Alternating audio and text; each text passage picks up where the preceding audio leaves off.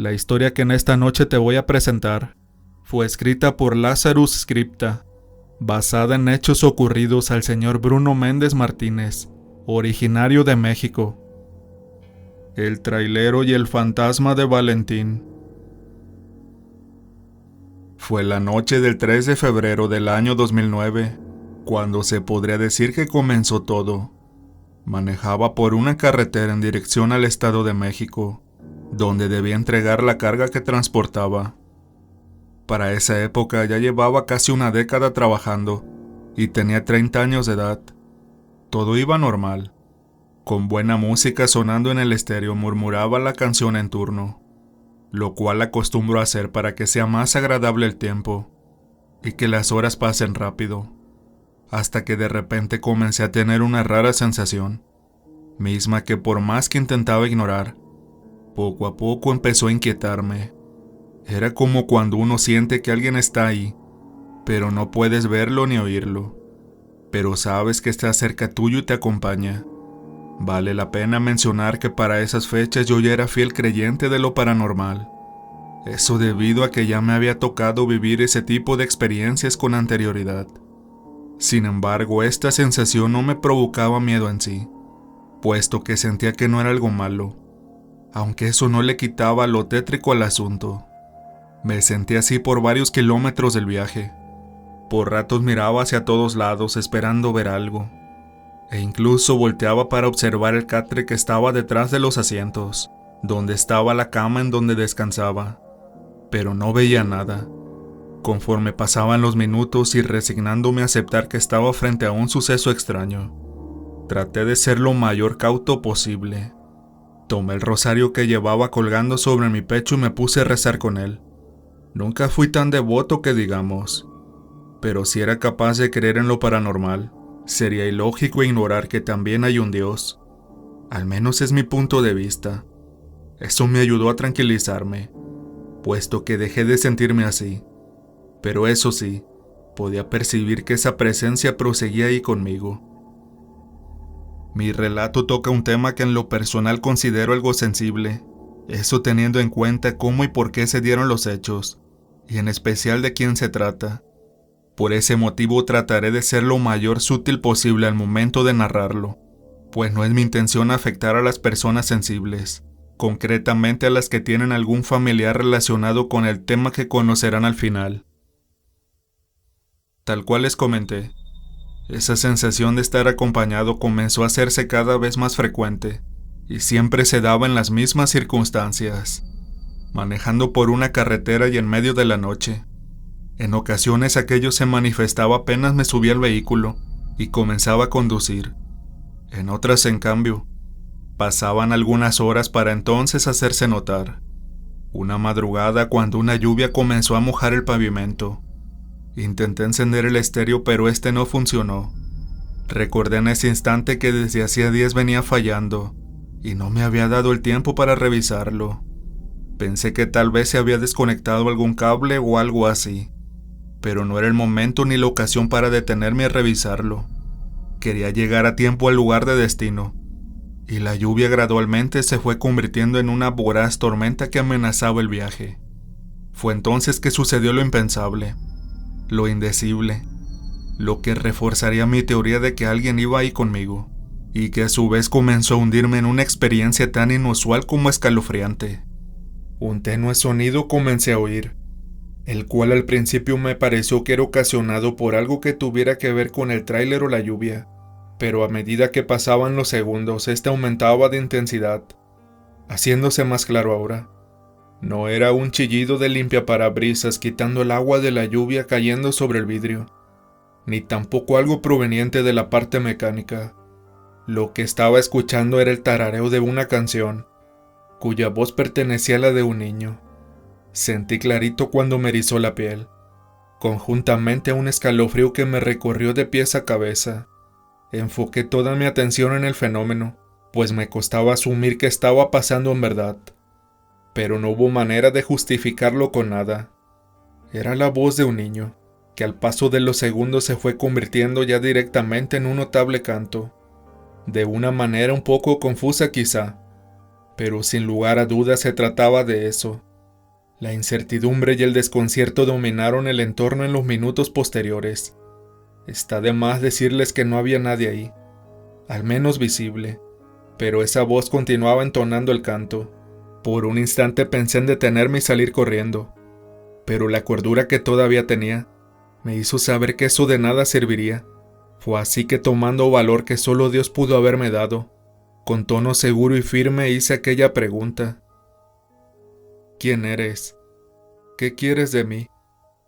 Eres tú el que me acompaña desde hace días, ¿verdad? Automáticamente la voz cesó, garantizándome que eso, fuera lo que fuera, estaba consciente de mi presencia. Los mudos segundos que le siguieron a mi pregunta fue quizás la respuesta que esperaba, aunque nada me quitó el temor que sentí al pensar que yo continuaba ahí conmigo. Recé durante todo el resto del viaje, absorto por lo que acababa de vivir. Le pedí a Dios que alejara ese fenómeno. Una vez más les repito, no me sentí amenazado ni que corriera peligro, pero creo que tampoco nadie lograría asumir pasar por ello. Tuvieron que transcurrir unas noches más para que entonces volviera a percibir esa presencia, siendo el asunto ahora un poco más manejable para mí. Y con eso me refiero a que tal vez ya me había preparado para tener otro evento, ya que el sacerdote, al que le pedí que bendijera mi tráiler, pensando que con eso terminaría todo, me advirtió que era muy probable que volviera a ocurrir, argumentando que podría tratarse de un alma y que por alguna razón me acompañaba, la cual debía descubrir por mí mismo. En esa oportunidad el estéreo estaba funcionando sin inconveniente alguno, pero para mi mala suerte comenzó a fallar otra vez, cuando finalmente dejó de sonar, y en tanto le daba unos golpes tratando de solucionarlo, la voz del niño empezó a sonar, y para mi sorpresa cantaba la misma canción que estaba sonando antes de que se apagara el aparato. Fue entonces que ahí lo entendí. Fue como un flechazo que atravesó por mi cabeza, haciéndome dar cuenta de lo que estaba pasando. Aquel niño lo único que hacía era cantar para poder entretenerme, ya que el estéreo dejó de hacerlo. Nunca antes había escuchado algo parecido, como así tampoco pasó por mi mente que las almas pudieran hacer eso. Quizás se debía a que se trataba solo de un pequeño niño, que en su inocencia no tenía maldad. Lo único que hacía era brindarme su compañía. Desde esa noche me mentalicé para así poder sobrellevar el acontecimiento. No me atrevo a decir que pretendí acostumbrarme a él, pero poco a poco fui aceptando que siguiera ahí conmigo, simplemente acompañándome. Y sumado a que ahora tenía más que claro que él no quería hacerme daño, llegó un momento en el que le perdí el temor, al menos como para ya no sentirme incómodo cuando él se manifestaba. Varias veces intenté dialogar con él, ya que si podía dejarse escuchar con su canto, también podría responderme. Sin embargo, nada decía, pero por momentos se reía cuando yo le hablaba, demostrándome así que yo tenía razón al considerarlo como un alma inofensiva. Era una noche fría cuando me tocó manejar bajo la lluvia de nuevo, no más que esta vez se empeoró de tal manera que se tornó una tormenta eléctrica. Sentí preocupación. Conocí cientos de casos en los que los traileros perdieron el control del vehículo que conducían, a causa de un clima de esa gravedad, por lo que comencé a murmurar mis rezos cotidianos. Eso fue lo que generó que tuviera un nuevo encuentro con el fantasma del infante, quien curiosamente llevaba más de 2 noches sin manifestarse. Junto a mis oraciones comenzó a unirse su tierna voz, lo cual me dejó totalmente anonadado. No lo podía creer. Aquella alma estaba rezando junto a mí, y lo hizo hasta que se calmó un poco la tormenta y yo dejé de rezar.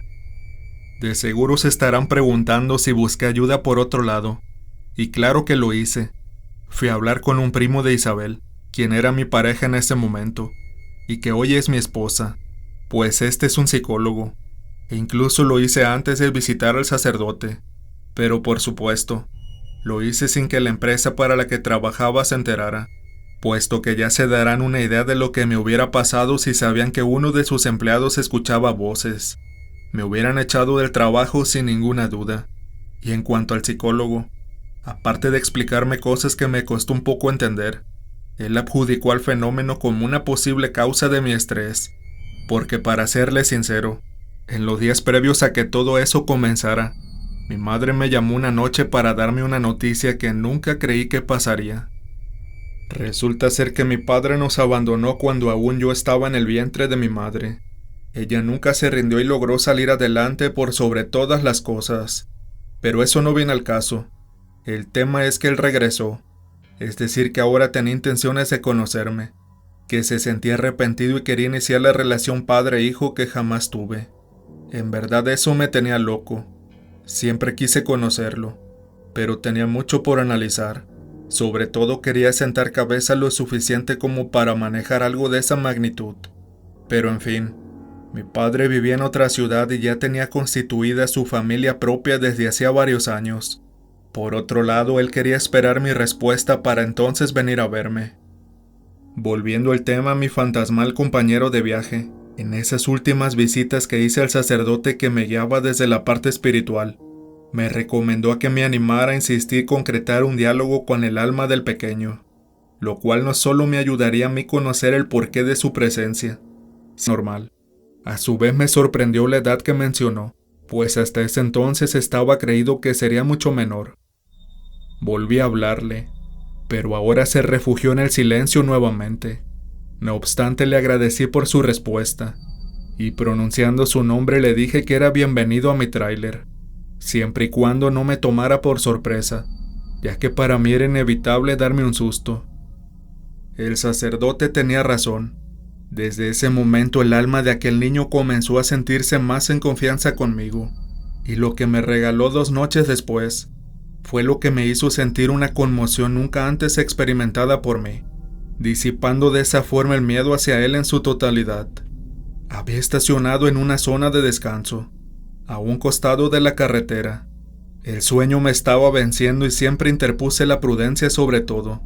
Me dormí pensando en Valentín, preguntándome cómo habría sido su vida y cómo es que llegó hasta mí, y fue justamente él quien me despertó, para ahora darme la posibilidad de verlo, algo que pude hacer a pesar de que tenía solo la luz más tenue de la cabina encendida.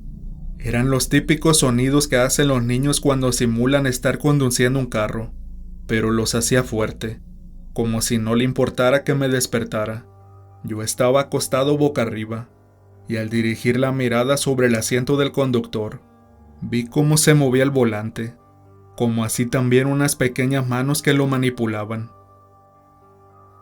Valentín, rápidamente y como si se hubiera asustado al pensar quizás que yo lo regañaría, soltó sus manos del volante y se ocultó por completo detrás del asiento.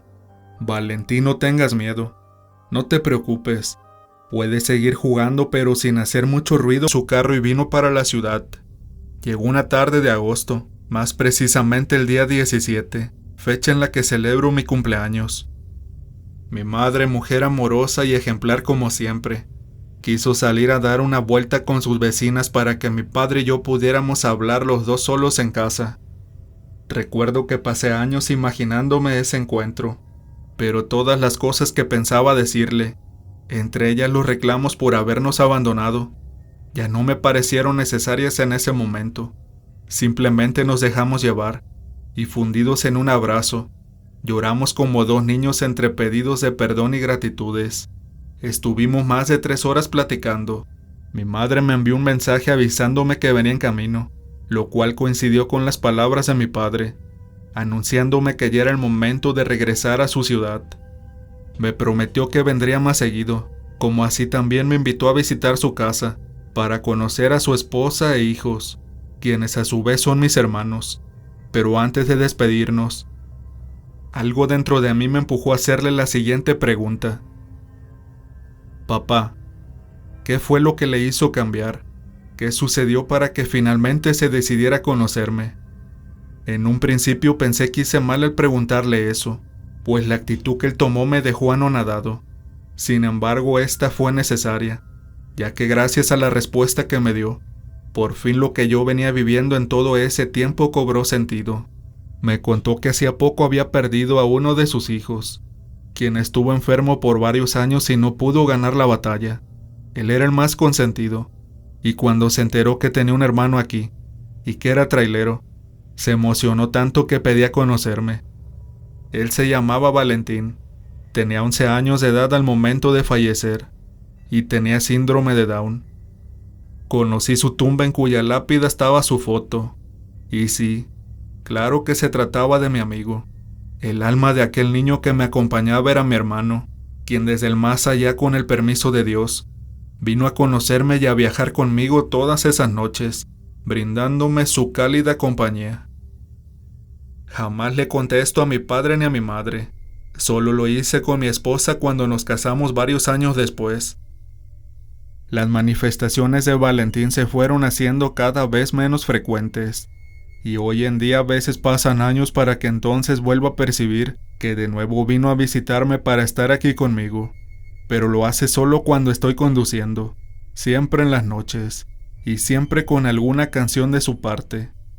Por eso y mucho más, estaré eternamente agradecido con la vida por haberme dado a un hermano que conocí de una forma única e inolvidable, y siendo por mucho tiempo el mejor compañero de viaje.